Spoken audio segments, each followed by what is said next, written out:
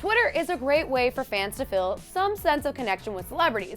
But along with that content comes a revolving door of foot-in-the-mouth drama that celebrities get themselves into by speaking their minds publicly and without filter.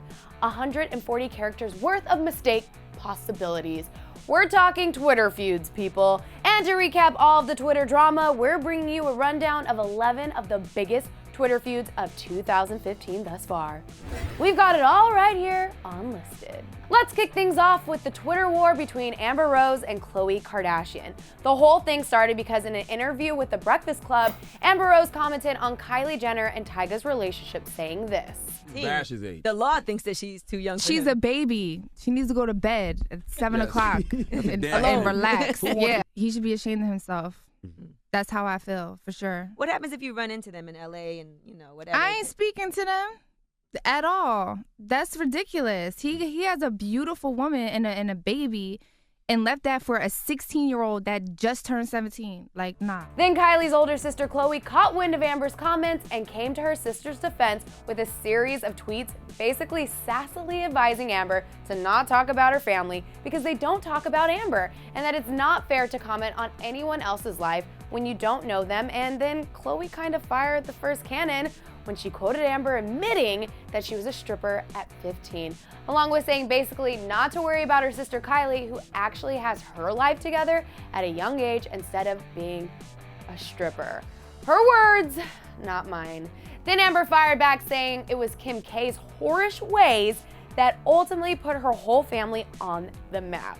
And then Khloe tried to surrender, but Amber kept throwing jabs with some harsh memes, and yeah, it was a mess. Just delete the app while you still can. Another feud that branched out from Twitter to all forms of social media was the feud between Iggy Azalea and Snoop Dogg when he said that she looked like the Wayans brothers in White Chicks. Nah, yo, hold my poodle. Hold my poodle. Hey, yo, what's up? Y'all got a problem? Y'all want some of this? You want some of this, punk? What? What, boy, what? Granted, they looked really good in the movie with all things considered, but Iggy did not take it as a compliment. So if you follow Snoop on Instagram, you know that he loves to post memes, and so the full-blown war between Iggy and Snoop all started when he posted a meme of a really ugly dude with a caption saying, Iggy Azalea with no makeup, which may have made a few people chuckle, me not being one of them, but it was still mean. And so naturally, Iggy went off on Twitter, basically calling Snoop out for being fake because he apparently was one way to her face, but then a completely different way on social media. And then Snoop basically went on a meme-making frenzy, continued to fire shots at Iggy, but then Iggy was like, nope, not having it, and wrote a novel on Twitter defending herself. But then it all ended after a few hours because after being convinced by T.I., Snoop apologized.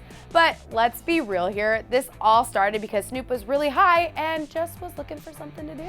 Someone else who was clearly just looking for something to do, or rather to stay relevant, was Amanda Bynes, which was really Amanda Bynes versus everybody because she relentlessly shot fire after fire. We all know Amanda had a rough past year and decided to blow off some serious steam on Twitter. And by steam, I mean that she called a whole bunch of celebrities ugly, including Miley Cyrus, Jay-Z, Chrissy Teigen, Lance Bass, and Drake. Amanda even went as far as telling Rihanna that Chris Brown beat her because she's not pretty enough. White girl gone crazy. It was a dark time for Amanda, but she's in the process of getting her life together, so hopefully she stays off of social media for a while. But speaking of Chris Brown, Chris got in a spat with Adrienne Bailon and Tamar Braxton after comments were made about Chris's relationship with Karrueche Tran on their talk show, The Real. We have got to pour an intervention with my girl Karrueche. Maybe, some of her friends also reap the benefits of her dating Chris Brown. Exactly. Yeah. Ding, ding, Be like, girl, I can't get in the club. You there with Chris? Right. We good. So Chris saw that and was not happy, and he went as far as posting a photo of Adrienne on his Instagram with a really nasty message, which I can't really read verbatim because all you would hear were bleeps, but to sum it up, Chris called Adrienne a B-word a gazillion times and then accused her of sleeping with married men and being relevant, and then called Tamar out, calling her ugly and career-less. so not cool, Chris. And then Tamar wrote a novel on Instagram defending herself and Adrian, followed by an appearance on The Breakfast Club defending themselves. And then it all just kind of fizzled out because Chris made a statement saying that everyone is entitled to their opinion and that Storm was calmed after that. Then there was a Twitter war between Diplo and Lorde. Diplo made a grave mistake by making fun of America's sweetheart, oh yeah, Taylor Swift people. And so naturally Lorde, who is a longtime member of Taylor's Celeb Squad, called Diplo out. It all started because Diplo tweeted that someone should make a Kickstarter to buy Taylor Swift a butt. And Lorde responded with no chill, poking fun at the size of his package. While I won't go into detail here, is the quote for you to read yourself. Needless to say, Lorde definitely struck a chord because the feud was null and void after she called out Diplo's private part. But that wouldn't be the last time Taylor Swift would be at the center of a Twitter feud. The bad blood between Taylor and Katy Perry has been going on for quite some time now. And one time after Taylor made a comment about an unnamed pop star trying to sabotage her arena tour, Katy tweeted, quote, "Watch out for the Regina George and sheep's clothing." Everyone assumed that Katy was referring to Taylor, but sheep's clothing is pretty vague, so who knows? More recently, Taylor found herself in the middle of a Twitter quarrel that wasn't even meant for her between Nicki Minaj and MTV. To give you a brief recap, Nicki was mad because Anaconda and Feeling Myself weren't mentioned or nominated for Video of the Year, and in the midst of complaining, she called out MTV saying that if she had lighter skin tone or a slimmer figure, that she probably would have been nominated. So then Taylor jumped in and was like, I don't think you have to be such an angry an angry woman about it, because speaking of women, don't you think we need to stick together? I mean, what the hell are you trying to do here?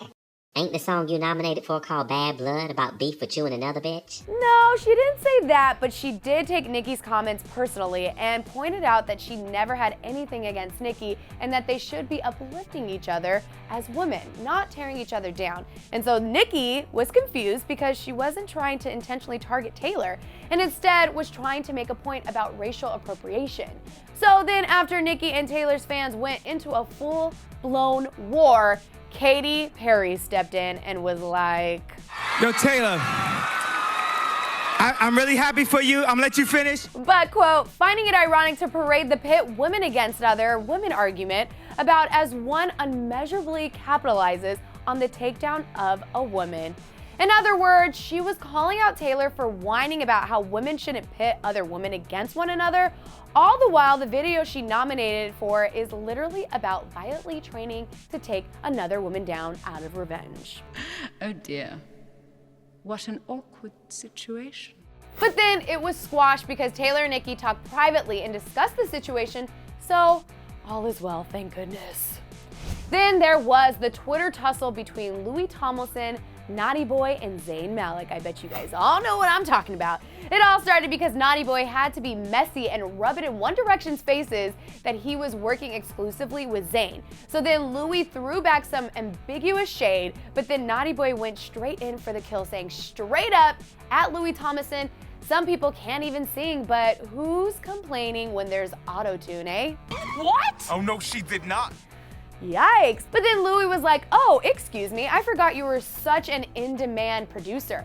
How does it feel to be riding the coattails of someone else's career?" Yikes. Ouch, this is bad blood, people. But then Zayn jumped in out of the left field, calling out Louis of all people and totally threw shade saying, "Oh, hey, remember when you had a life and stopped making, quote, itchy with the B comments?" Oh yeah, he went there. But then Louis threw in the towel because he didn't want to start anything with his friends. But then, of course, Naughty Boy kept popping off by being petty towards Louis, but Louis ended up taking the high road, which is always the better choice. But what's funny about Zayn jumping into side with Naughty Boy is that not too long ago, he was calling out Naughty Boy for releasing footage from an unreleased music video. Story goes that Naughty Boy uploaded the footage without Zayn's permission, and so Zayn called him out on Twitter by saying, quote, "Someone learned how to upload a video. Maybe now he should learn how to use logic, huh? You ain't ish, but a faker," which then sparked the Zayn has no chill hashtag trend.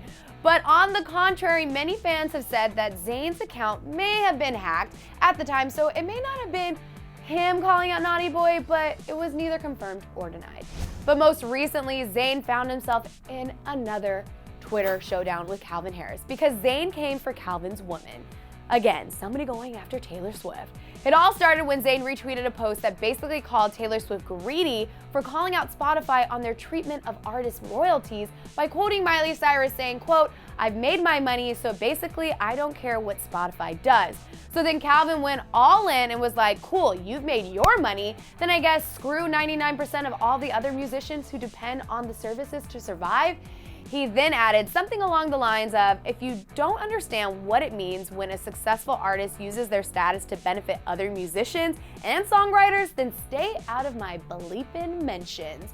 And then Zayn was like, Calvin, you just made an absolute fool of yourself. He then told him to, quote, calm your knickers before your dentures fall out. Translation, Zayn called Calvin old. Then he took it a step further by calling Calvin a dickhead, but then Calvin took the high road and made it very clear that he has nothing against Zayn personally and that he wishes him the best.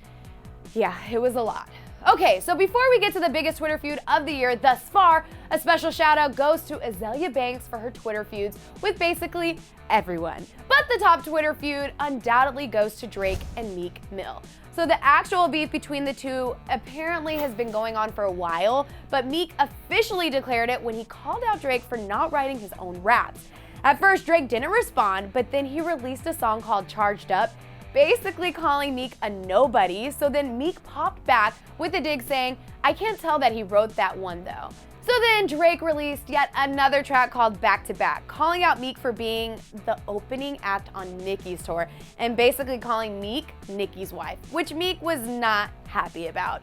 So he dropped a fight back song called Wanna Know that basically persisted to call Drake fake. But unfortunately, most people thought Meek's retaliation was weak, including Drake, who simply Instagrammed a photo of himself laughing while looking at his phone. And then Drake took a step further by wearing a Free Meek shirt during a show and play Meek's diss tracks over fan-made memes. It was all very mature. But thankfully for now, they've both been sitting quietly in time out and are going about their businesses. But here's the moral of the story. The lesson that we could take home from all these feuds is that if you have a problem with someone, just pick up the phone and call them privately. The world does not need to know your problems, people, but if you do decide to go public with it, just don't. And finally, stop cursing people out. Didn't your mothers teach you, if you don't have anything nice to say, then don't say anything at all? Now that we have that all squared away, I want to hear what you guys think about all of these Twitter feuds. Let me know in the comment section below, and do not forget to subscribe, and then after that you can click right over here to check out 10 people that have the highest following on Instagram. It's interesting stuff, people.